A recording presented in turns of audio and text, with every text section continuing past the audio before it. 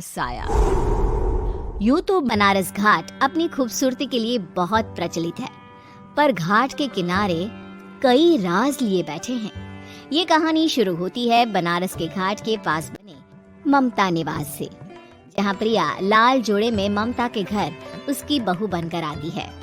आओ आओ बहू, घर को अपने पैरों से पवित्र करो। ममता घर की दहलीज पार कर ही रही होती है कि अचानक एक बहुत गंदी सी बास पूरे घर में फैल जाती है।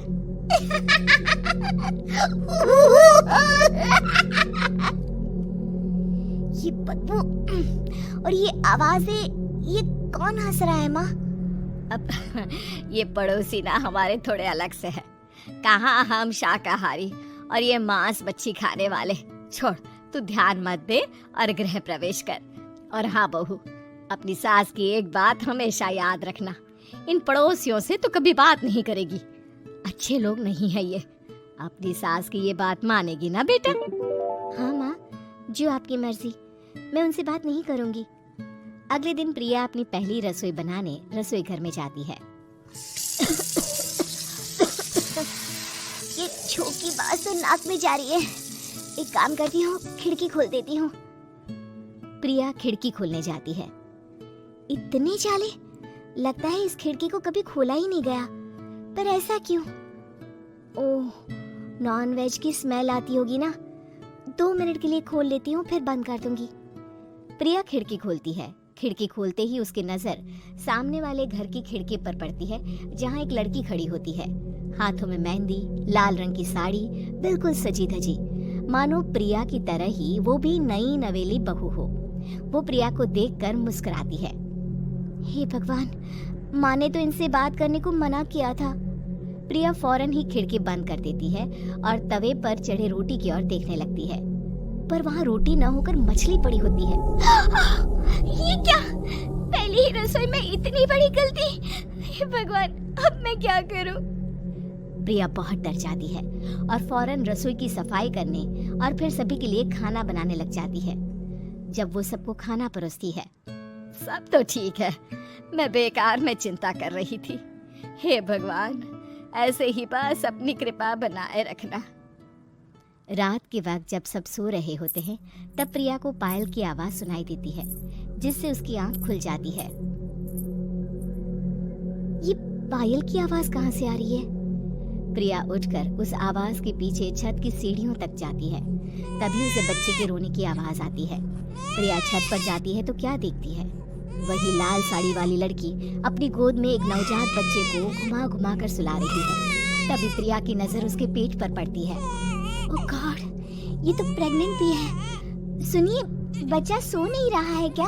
मैं कुछ मदद करूं? नहीं नहीं, आपके घर वालों को अच्छा नहीं लगेगा, मैं संभाल लूंगी।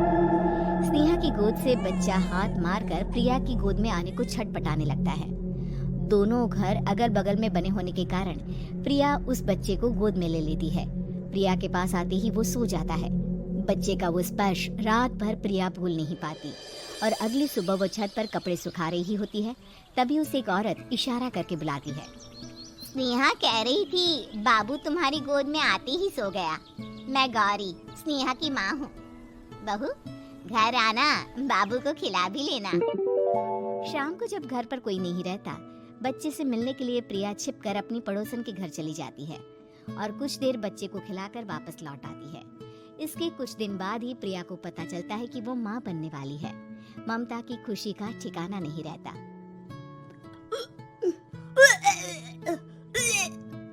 माँ जी, पता नहीं क्यों उल्टी आ रही है। प्रिया भागती हुई वॉशरूम में जाती है तो हरे और लाल रंग की उल्टी करती है। उस उल्टी में से कीड़े निकलते हैं। ये क्या? खून और ये कीड़े! माँ! माँ! प्रिया की आवाज सुनकर ममता दौड़ कर आती है, पर बेसिन में कुछ नहीं होता। प्रिया हक्की बक्की रह जाती है। ये सब क्या हो रहा है? प्रिया घबरा जाती है और अपने कमरे में जाकर सो जाती है। डर के कारण वो इतनी थक जाती है कि उसकी आंख लग जाती है। तब उसे ऐसा लगता है उसके पेट पर मानो कोई बैठा हुआ हो।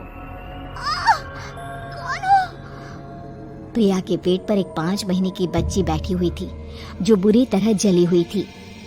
माँ, तुम्ही मुझे लाई ना अपने पेट में।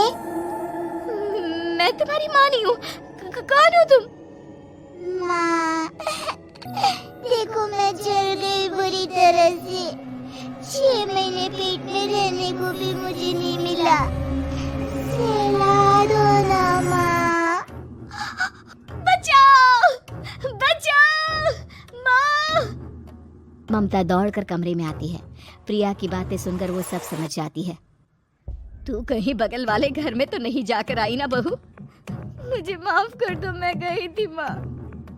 उस घर में सब मरे हुए हैं बहू। कई साल पहले स्नेहा उस घर में बहू बनकर आई थी। कुछ ही दिन में वो एक बच्चे को जन्म देने वाली थी। पूरा घर बच्चे के आने की खुशी में खोया था कि एक दिन अचानक उस घर में आग लग गई। सब बुरी तरह जलकर मर गए। गौरी आज भी दादी बनने का इंतजार कर रही है और इसीलिए स्नेहा ने अपना अजन्मा बच्चा तुम्हारी कोख में डाल दिया। ममता ये कह रही होती है कि पीछे से उसके पैरों को एक बच्चा पकड़ लेता है। दादी, दादी। माँ, स्नेहा की गोद में यही बच्चा था। ये बच्चा कौन है फिर?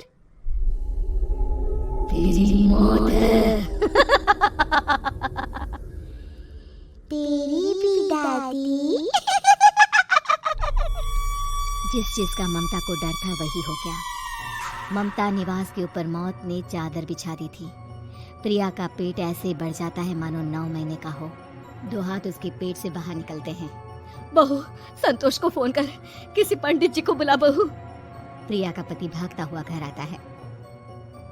ये तो होना ही था माँ। तेरा पाप तेरे सामने आ गया तो तू सह नहीं पा रही है।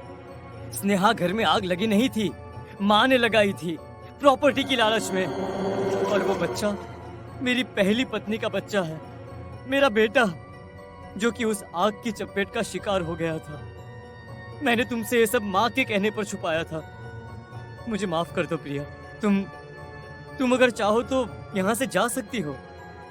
मैं तुम्हें किसी भी बंधन में रखना नहीं चाहता। मेरी शादी हुई है आपसे, मैं आपको छोड़ नहीं सकती, पर उससे पहले हमें स्नेहा, उसकी माँ और बच्चे की आत्मा की शांति करवानी होगी। संतोष और ममता गौरी के घर जाते हैं। अंदर सब कुछ जला हुआ होता है। जमीन पर जली हुई लाशें बिखरी हुई थी। ममता रो रो कर अपनी करने की माफी गौरी से मांगती है। प्रिया स्नेहा के घर वालों का अंतिम संस्कार करवा देती है और ममता निवास फिर से आत्माओं के साए से मुक्त हो जाता है।